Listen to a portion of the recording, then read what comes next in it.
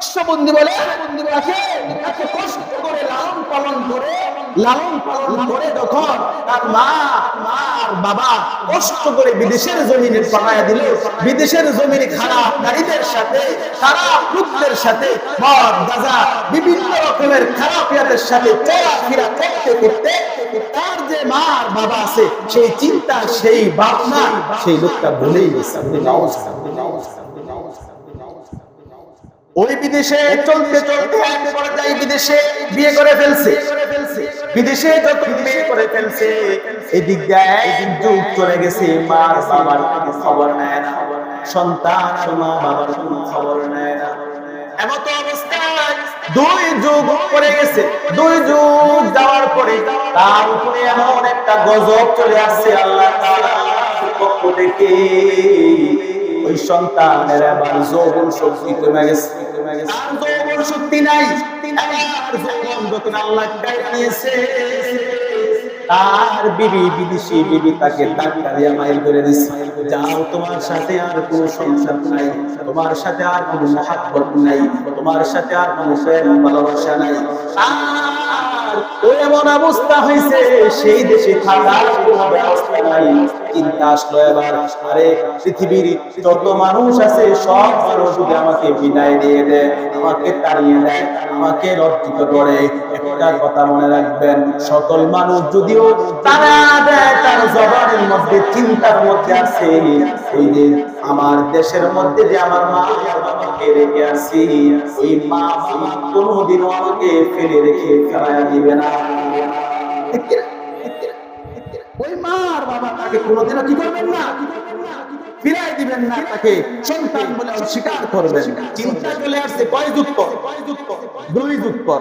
এবার দেশে আসলে, দেশে আসার পরে দেখলেন তার যে বাড়ি আছে ওই বাড়ির মধ্যে বাড়ি নাই, খেজুরের বাগান আছে, বিভিন্ন ফলের বাগান করে রাখছে।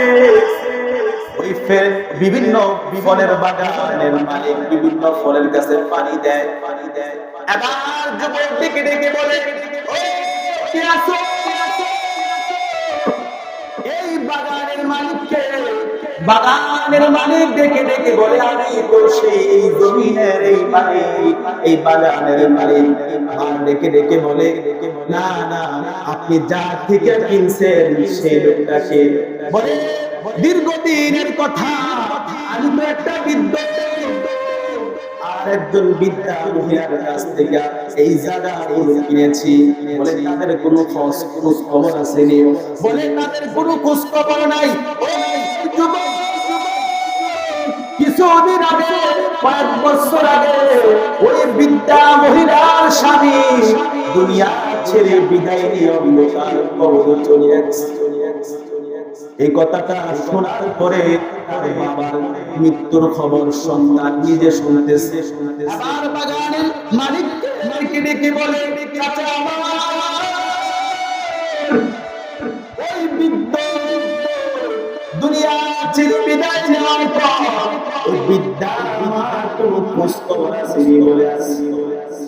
বহু বছর আগে তার সন্তান হারানোর দেখা, কাঁদতে কাঁদতে কাঁদতে কাঁদতে আবার কিছু বছর আগে তার স্বামী মারা গেছে। এই ব্যথা নিয়ে কাঁদতে কাঁদতে তার চোখগুলো অন্ধ হয়ে গেছে। বিদ্যমান চোখগুলো অন্ধ হয়ে গেছে। এবার সন্তান ডেকে ডেকে বলে, ও বাগানের মালিক, ওই বিদ্যা কোথায় থাকে? বলে, সারাদিন মানুষের বাসায় বাড়িতে যায়, ওই যে বাগান আছে এই জায়গা বিক্রি করার পরে বাগানে চুপড়ি একটা ঘর বানায়া থাকে, দিনে ভিক্ষা করে মানুষের কাছ থেকে দাঁড়ে দাঁড়ে যায়। আর রাত হলে এই ঘরের মধ্যে, এই ঝোপের মধ্যে বসে বসে কান্না করে। ওই যুবক ডেকে বলে, কোন দিক দিয়ে যায়? বলে, তুমি এদিক দিয়ে গেলে ওই চোখে গল্পে নিয়ে যাবে। আর সন্ধ্যা সন্ধ্যা বিদ্যা মহিলা ঘরের মধ্যে আসরের নামাজ পড়ে সন্ধ্যা ওই ঘরের দরজা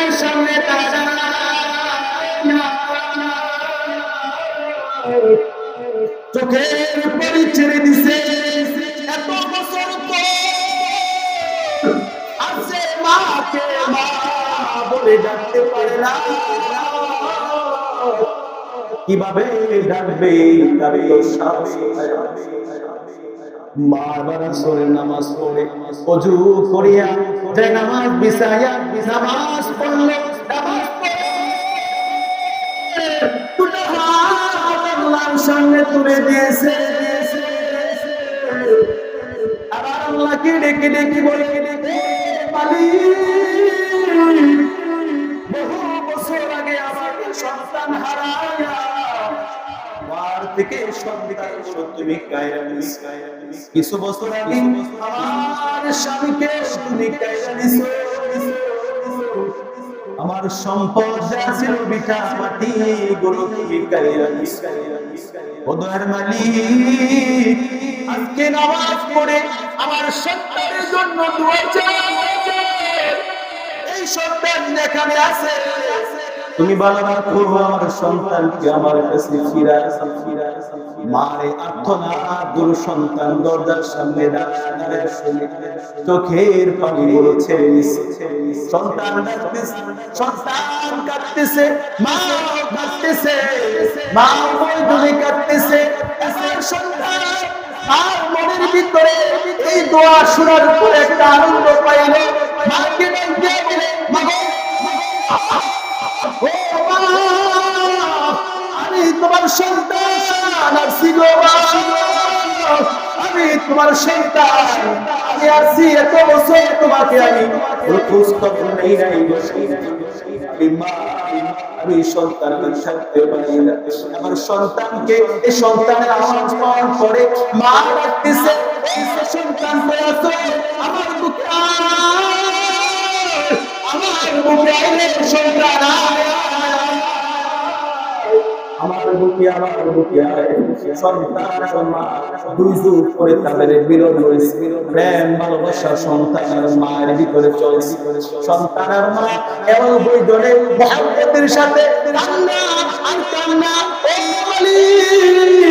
ও এতদিন পরে রে তুমি আমার আশা পূর্ণ করছো। দোয়া করতেন সব সময়, আমার স্বামী নাই, আমার সন্তান নাই, আমি যখন মৃত্যুবরণ করবো আমি চাই না পুরুষ আমাকে আপন করো, আমাকে ধরো।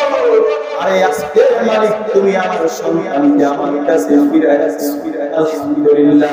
এত কষ্ট করার পরে ও দুনিয়ার মুসলমান মা মা করে সন্তান চিৎকার করার পরে রাসূল আকরাম সাল্লাল্লাহু আলাইহি ওয়াসাল্লাম বলে, হাজার কষ্ট দিবা, হাজার কষ্ট দিবা, মা তো মায়ে পরিশেষে এই মা তোমাকে জীবনের সমস্ত ভুল ক্ষমা করে দিয়ে আপন করে দিবেন। তিনি হচ্ছেন মার বাবা।